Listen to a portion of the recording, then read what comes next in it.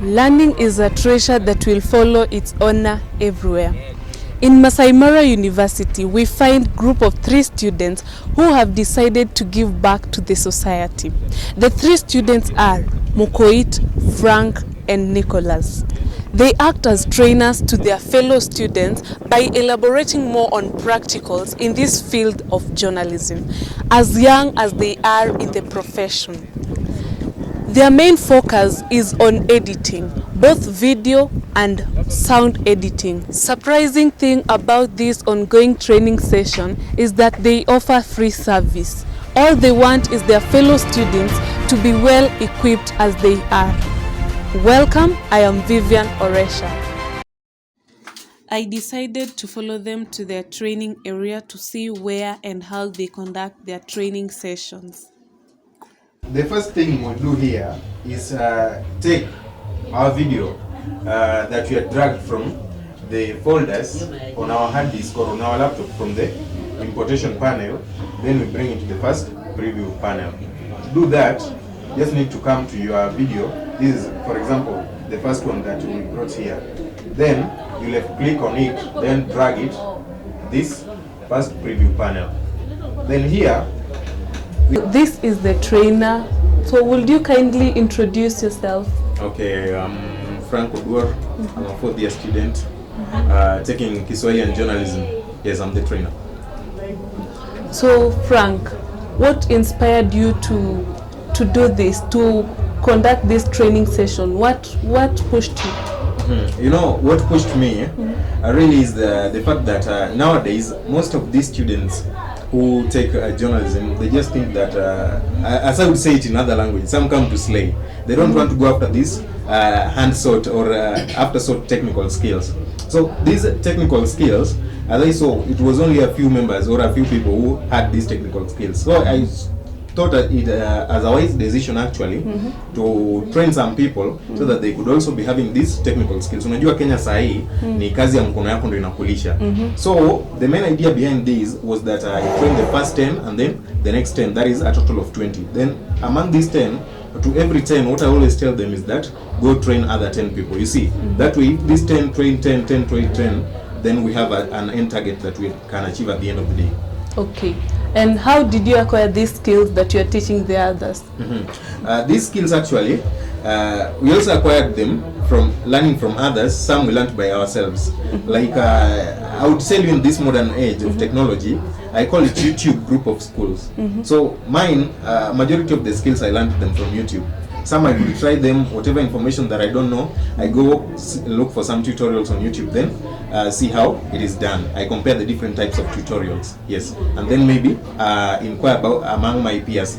Like you could find that maybe I'm training with somebody at the same time. I have some people we trained with at the same time, but then you know a concept and he doesn't know, or he knows and you don't know. So it's just that peer-to-peer training plus looking on YouTube. When this idea came, we were 2. Then after that, we recruited the 3rd member. Like we are now 3. That is me. We have Ibrahim Mokoit and Nicholas Maingi, the 3 of us. And where are they? Currently, they are having other issues that they are attending to. So we usually divide the classes. Like on day 1, if I come, day 2, somebody else come, or we can come, the 2 of us. Okay. And do you go through any challenges? Do you face any challenges? Challenges, you know, in any activities, challenges must be there. The first challenge that I face is that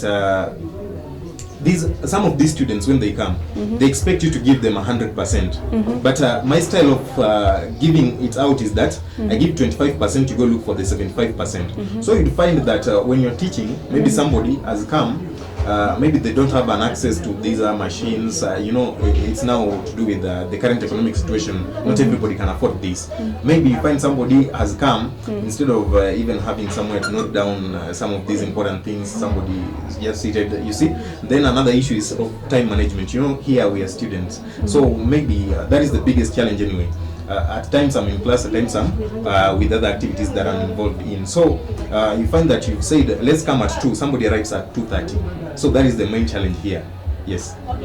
And if I may ask, what about the equipment? Are they yours or are you given with the school administration? Where do you get them? This is just a personal initiative.